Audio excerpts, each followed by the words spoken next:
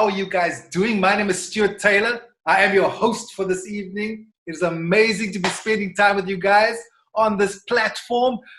What a new world. This is where comedy has brought us. I mean, you guys can't go out. We don't have venues to perform in, but we've got the internet and we've got Savanna, put those two together, and here we are, the Savanna Virtual Comedy Bar. This is like a new kind of comedy. I'm so excited to be a part of it. So thank you very much to you guys for joining us over here. I'm not going to be on my own. I've got two amazing comics I'm bringing into this show as well. Before I bring them in, one or two little bit of housekeeping rules, okay? Housekeeping rule number one, you'll see there's a chat section on the side. That is your place to tell us how much you are enjoying the show. So you can do some whistling emojis, some clapping emojis, some laughing emojis. And you know what? If you're there asking questions, we may even engage with those as well. So that's the first thing I've got to tell you. The second thing, though, when it comes to the comments, guys, no hate speech. We know when those keyboard warriors get out and we give them a little bit too much data, they can be a little bit nasty. So no hate speech, okay? Keep it clean. Right. I've been having an amazing time, guys. We are stuck at home. I'm here with my family in Cape Town, the epicenter of craziness. I'm being good, though. I'm being good. I'm staying home. I'm doing the homeschooling thing with my kids, which is lovely because I still have to pay the school fees. But then I have to do the work myself, which is a very, very interesting situation. My kids go to very, very Lani schools. It's one of those kind of schools where when you go there to basically do a school tour, they don't let the principal take you on a school tour. They don't let the teacher take you on a school tour. They let one of the kids take you on a school tour so you can see what kind of child they're going to produce. I'm not joking, guys. I went on my school tour. An 11-year-old boy took us on this tour. Have you ever been intimidated by an 11-year-old? This little boy, it was amazing when he met me. He shook my hand like a grown man. He was like, "It's very nice to meet you, sir." Everything was sir, and we walked around. He was like, "Rah, rah, rah, rah, rah, rah, rah, rah." It's beautiful. It was beautiful. I'm not joking. This little boy used the word nonetheless, nevertheless, and notwithstanding in one sentence. It was extremely, extremely intimidating. But it was lovely, man. He just took us around. He said, "Over there, that's the AstroTurf, and that over there is the whatever aquatic center. It's a pool. They got a pool." We walked across the field. We went into one of the buildings. He said, "Down that corridor, you'll find the post-school custodianship." It's aftercare. They got an aftercare at the school as well. I'm not joking. Halfway through the tour, we were doing the tour, and like we were so taken with how confident this little boy was. And myself, my wife, we were at the back. We snickering. We're like, "Oh, rah, rah, rah, rah, rah." I'm not joking. He stopped the tour. He's like, "Would you like to share that with the rest of the group?" Me, I throw my wife under the bus. I was like, "It wasn't me. It was her. But we got back to the principal's office, and I'll never forget the little boy's words as he said goodbye to me. It was so beautiful. He shook me by the hand. He said, "It was very nice meeting you, sir. I hope to see you and your son in this fine institution one day in the future." I know, it's like 11-year-old boy saying this. Rah, rah, rah, rah. I didn't know what to respond. I didn't know, do you bow? Do you curtsy? I just said, "I hope to work for you one day." Principal asked, "Are there any questions?" I was like this, "Yeah, sorry, me. So if I give in one like this, do I get one like that?" So that's the sort of schools my kids go to. It's crazy. They're on their laptops over here. I'm having to do math from scratch. They're doing algebra and geometry and many other things. Whew, it's crazy. And what I don't like now is that I realize how much those teachers have lied to me over the past year. Because teachers will say that, "Oh, your child is such a blessing to have in the class." That was bullshit. Bullshit. But it's been cool. At least I get to hang out with my family. It's lots of fun. I'm very happy, though, for this time in the bar because the kids have been sent to the other side. So it's adult time. That's what we're doing for the next couple of minutes. Guys, I've got an amazing show lined up because I have assembled two of my favorite comics. Right now, I want to bring into this virtual comedy bar a comic I love to watch. He is one of the smartest men in comedy. You're going to love him. So please get those emojis going. I want whistling, clapping, screaming, shouting. Ladies and gentlemen, Mr. Warren Robertson. Hey, Stuart, how are you doing? I'm excellent, boss. How are you? Oh, man, I'm envious of your home and your family. I've just been sitting here alone, divorced, in my house for the last 7 weeks, not talking to anybody. Sounds ideal. I do what you do. They are available. They are available for hire. If you offer some homeschooling, I can. Deliver the cash and I'm there for you, Stuart. I'm there. I'm swimming in that Savanna money. I'm swimming in that. Nah, man, I've already spent all the Savanna money on ginger beer and pineapples last week. Flat broke again. Well, listen, talking about ginger beer, I'm going to go and grab myself a drink. You can say how's it to the peeps over here. I'll see you in a few minutes. Wonderful, thanks. All right, guys. So I don't know about you, but I am so over lockdown. And not in that sad, self-serving sort of Cape Tonian surfer sort of way. I believe in flattening the curve. I don't want you guys out there killing my old people. But just in the sense that I live by myself and I am going insane. Like I'm ready to go back to work now. I mean, I'm not. I'm never ready to go back to work. I'm afraid by the time I do actually get to go back, that I will have forgotten how to pretend I give a shit.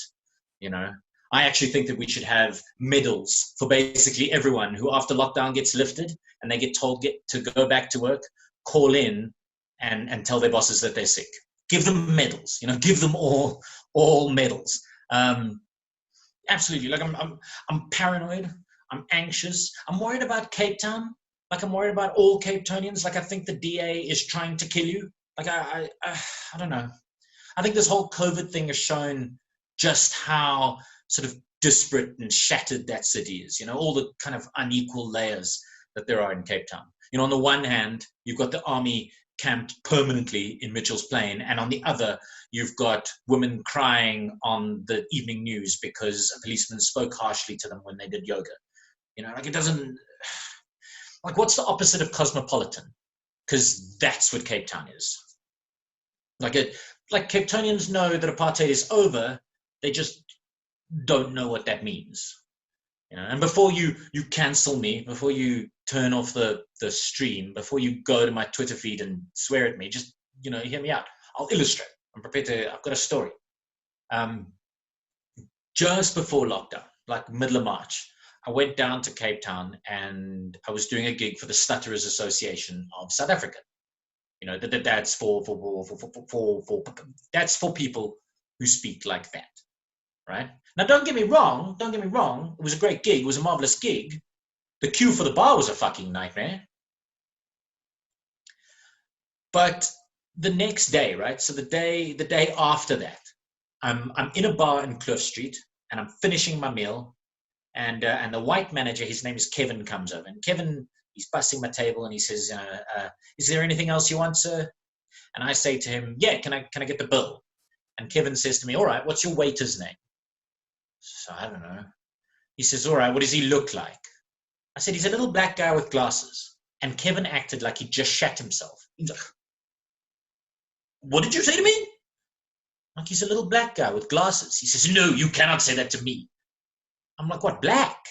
He says, no, you cannot say that to me because I am colorblind. And I thought, bullshit. So I said, Kevin, it's cool. I can say that because I'm black. He said, no, you're not. I said, aha! Maybe I'm just jealous. You know, maybe I'm just jealous of Cape Town. Cape Townians will definitely say that. And then listen, there are things that I do like about Cape Town. There are. Like, I love the fact that you can catch an Uber in Cape Town Central for like 25 Rand and get to where you're going. That's amazing. In Johannesburg, if you catch an Uber, you're going to spend $250 going to get your groceries, you know, and then he's going to want your firstborn. You know, it's crazy. I'm actually on a bit of a drive to get people to cancel Uber, to delete Uber off their phones. And I've got an alternative solution. Guys, I mean, particularly the men, here's what you've got to do. You've got to delete Uber off your phone and then download an app called Grindr. For those of you who don't know, Grindr is the gay dating app. So you download Grindr, and essentially it's almost exactly the same as Uber. It's the same thing, right? Because what you're doing is you're going on the internet to look for a strange man to take you where you want to go. Only with Grindr, when you get there, he's going to buy you a couple drinks. Maybe he's going to give you a lift home. Sometimes he'll even suck your cock. That only happened one time on an Uber. Anyway, ladies and gentlemen, please welcome back your host, Mr. Stuart Taylor. Hey, I was just updating the Grindr app over there. I didn't know it was. Uh, I think it's cute how you're pretending you weren't already on there. I thought it was a app for coffee connoisseurs. I Believable, believable. Good. I'm going to leave you to it. Warren's talking about Ubers, man. Let me tell you what's crazier than an Uber is a Bolt, guys. Have you ever done that one? Whew. That's like an Uber of Wish. It's an incredible thing. I once ordered a Bolt and the dude arrived on a date. His date in the front seat. It's crazy times. Listen, talk about crazy times. I'm going to introduce you to one of the craziest comics around, award-winning comedian. I love watching this guy perform so much. Please make him feel welcome. Mr. Momo Tebe joins us.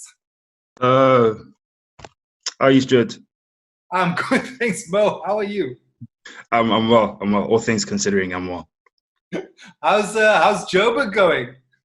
The streets of Johannes are quiet, from what I know, from what I can tell from the house. But yeah, the house is quiet as well. It's all around quietness. Yeah. From what you've seen through the window.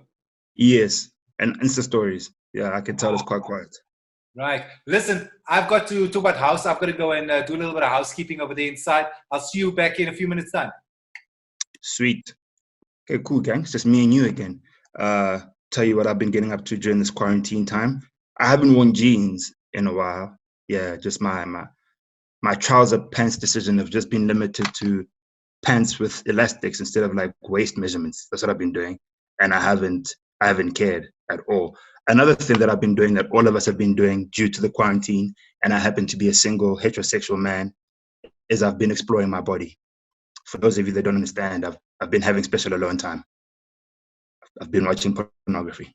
Yes, I'm not ashamed to say it. I'm not alone.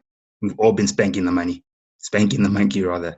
My thing is I watch pornography, but I don't like the way that Black people are represented in pornography. I'll give you guys an example because you insist. When two Caucasians are about to fornicate in pornography world, the title or the description is very calm and soothing. It makes you want to believe that it's a story of love and romance. It just goes, brunette MILF gently seduces blonde stud in the kitchen. In your mind, you're like, oh, that's a nice tale of coitus and nourishment. She did it in the kitchen because she knows that studs get hungry after they have sex. She's a nice lady. She's thoughtful. However, on the flip side of the coin, when two Black people are about to fornicate in pornography world, the description is in all capitals. Like Julius Malema wrote that shit. It's like screaming at you through the laptop. It's just, Ebony Slack gets fucked by big black dick while father's away. You're like, what? What is happening in this household? And why is father away? Does he not know there's a big black dick on the loose? But I carry on watching because I don't want to waste my data, especially not now, during this quarantine, during this lockdown. I've been doing that, exploring my body. But because of lack of interaction with people from the outside, I don't know how to behave when I'm on the outside. So conversations I normally used to have regularly with people on the outside are now weird for me because I've been kind of like on lockdown. The other day I went to go buy bread at the shop where I buy my nourishment, and I was trying to strike up a conversation, but the person wasn't having it. So I was just there about to pay for my bread and everything. And I was like, yo, so how's everything? How are the kids? How the husband? And then she just looked at me, she's like, brother, do you have a smart shopper card? I was like, oh, okay. I never knew we were angry with each other, Gladys. And I decided to leave. And yeah, so it's going to be a marathon for me to get back into society, but I'm excited. Hopefully Stuart Taylor has fixed his beverage and we can carry on with our conversation. We are going to have an insane amount of fun tonight. I've planned some games for us, like a social interaction. So I've got some games planned for you guys. In fact, one of the things I went and sourced, because there's plenty of fake news. There's that is our thing, is that you must be able to distinguish real news and fake news. And I find comedians are actually pretty good at that because they often will go and fact check. This is a funny one over here. Mo, did you see what this is about?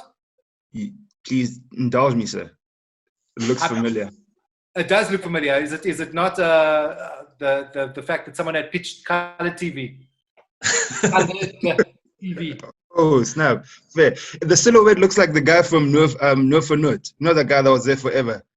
I think the silhouette looks like Rian Kreibachen. I think it's if Rian Kreibachen was in Technicolor, this would be him. Is that the same guy? You think that Rian Kruiwagen and Johan Stemmert are the same guy. Not Stuart, all white Afrikaners look the same, guy. I mean, I didn't know English at the time, but they look very similar. Are you a big Afrikaans TV fan, Warren? You just saying that because I'm white. No, I don't watch any Afrikaans TV. That thing though, that was like, it's like this. It's like a Zoom little meeting that it's like working from home, right? That thing.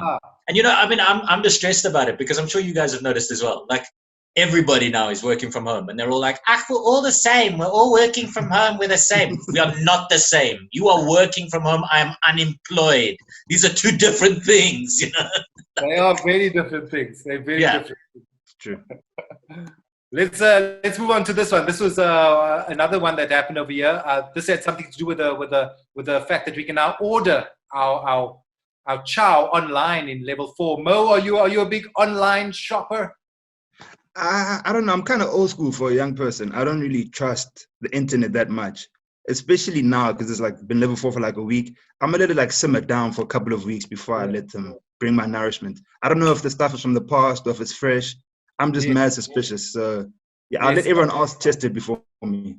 What have you got any other stories over there of ordering online? Not really. I mean, normally for me, home delivery is like one of my favorite things in the whole world. You know, it includes two things I really love, which is food and then not moving. So I'm normally like, I'm a big fan of home delivery, but recently, like, it's become a chore. You know, I've got to walk up the complex and go to the front gate now. I've got to put a mask on. Like, it's an effort. I'm over it. Like, I promise you, I can't wait until they lift lockdown and I can go out again.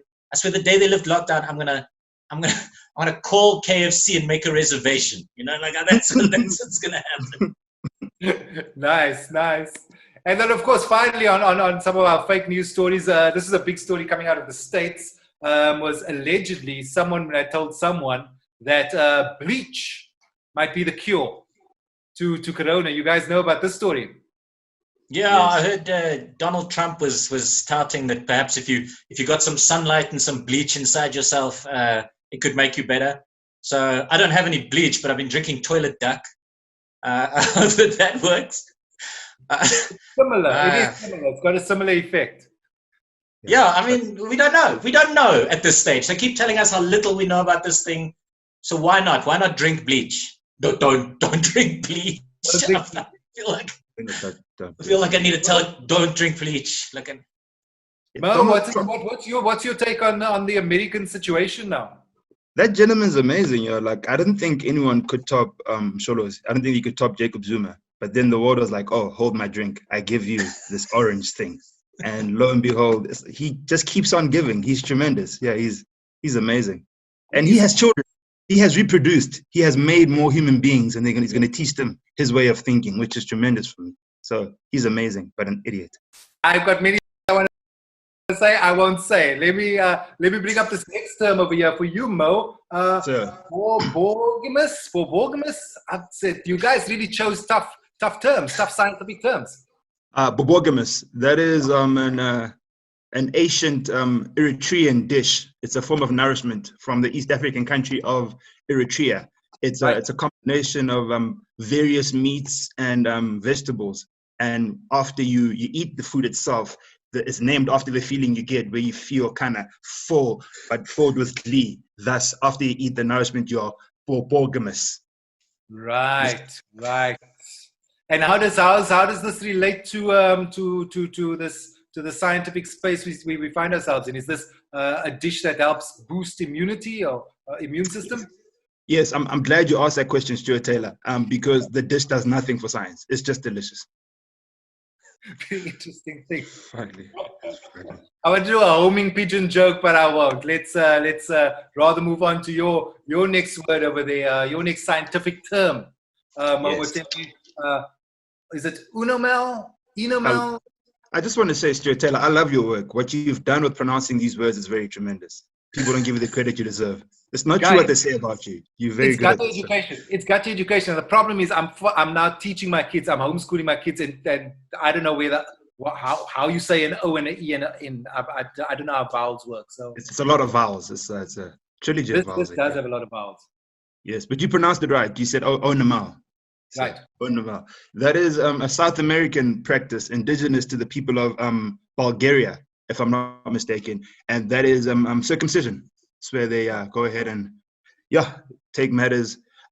Traditionally, South Africa, different clans go to the mountains and do this. These gentlemen indulge in this act when the children are 10 years old. That's when they become men. And Wow. they don't have to leave the house. They do it there. They come to you. They do the business, remove the foreskin. It's unnecessary. And you become a man there. So it's called Onomal. There's supposed to be a little thing on top of the second E over there because it's Spanish, but I Savanna see. didn't have budget for a Spanish translator. But Onomal is the Bulgarian practice of circumcision. Is it the actual person who does the circumcision? Are they called an onomal, or is it the actual when the actual? It's the actual the traditional process of it. I mean, before they got colonized by the Spanish, they used to do that traditionally. The indigenous people of Bulgaria. That's the country that I said. I see. Mm. As a person from Bulgarian descent, Warren Robertson, have you undergone the onomal? As a person of Bulgarian descent, I probably should have. Every Bulgarian undergoes onomal by the time they're 65, though. It's a thing that they do to show that you're no longer fit for work.